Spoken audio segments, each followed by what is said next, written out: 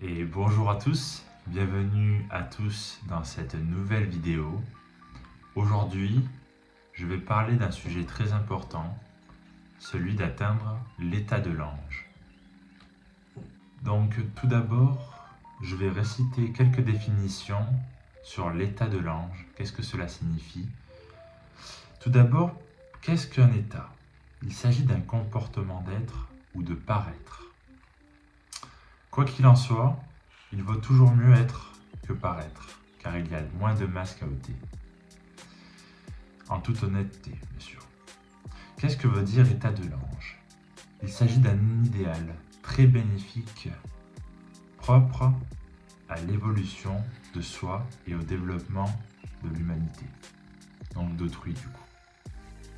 Il s'agit d'atteindre un état de conscience christique, voire même divine. Une conscience pure apporte des résultats purs. Ça a toujours été le cas pour moi. Tu récoltes ce que tu sèmes. Et tu récoltes aussi ce que tu es. Ça, c'est important de le savoir aussi. Comment atteindre l'état de l'ange actuellement dans notre monde, malgré que ce soit assez difficile, qu'il y ait des embûches, qu'il y ait des obstacles devant nous? L'état de l'ange, en fait, c'est une plénitude, un haut idéal, le meilleur idéal qui est sur la Terre. Donc moi, bien sûr, je pense qu'il faut purger une grande partie de son karma et créer un bon dharma. Alors qu'est-ce qu'un dharma? Un dharma, c'est tout ce que tu fais pour les autres qui est positif te reviendra un jour ou l'autre. On appelle ça une roue. Il y a la roue du karma. Le karma, c'est toutes les actions négatives que tu as effectuées en pensée ou en action physique qui se retournent contre toi négativement. Et le dharma, ça n'a rien à voir, c'est l'inverse du karma, bien sûr. Voilà. Alors comment atteindre l'état de l'ange? En faisant un très grand travail sur soi et sur l'humanité. Pratiquement tous les maîtres de sagesse ont atteint l'état de l'ange dans le passé. Jésus, Bouddha, Babaji, Avatar, vous connaissez je pense, Peter Deneuve, Om Ram et Olivier Manitara et tant d'autres l'ont atteint. Pourquoi pas toi? C'est ça la question. Alors, à quoi le karma sert-il dans tout ça?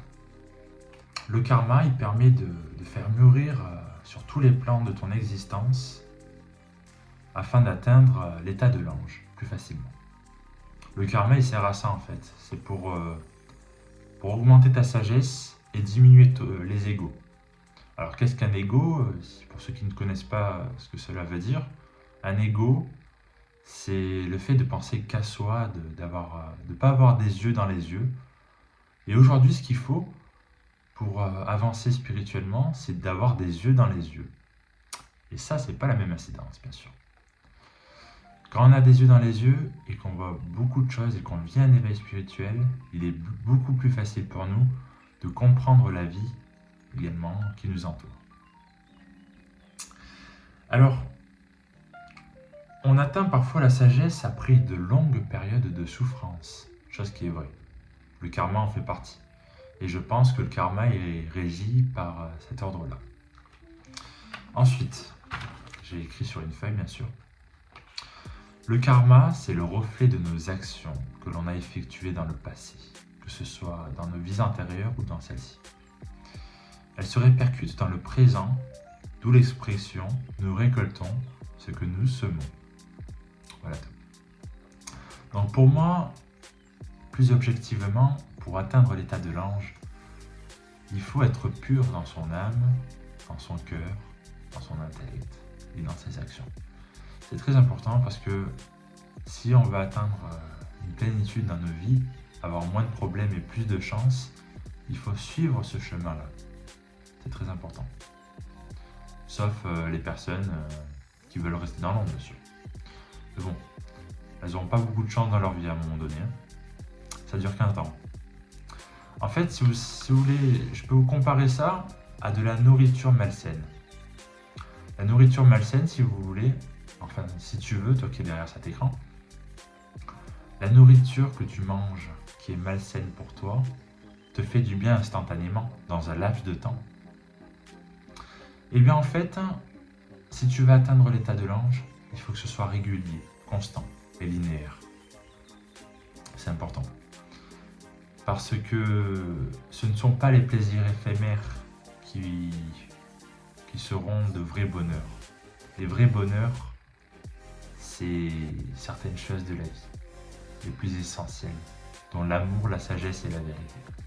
Ça, ce sont des vertus aussi, que tu peux appliquer dans ta vie aujourd'hui, que tu peux mettre en évidence autour de toi. Et c'était la fin de cette vidéo. J'espère ce petit tutoriel sur la conscience pour atteindre l'état de l'ange t'a plu. Si tu as envie de d'autres vidéos sur ce sujet-là, n'hésite pas à m'en faire part dans l'espace commentaire et à t'exprimer le plus possible pour qu'on puisse échanger et que je puisse faire une deuxième vidéo par la suite. Merci à toi et prenez soin de vous. Au revoir.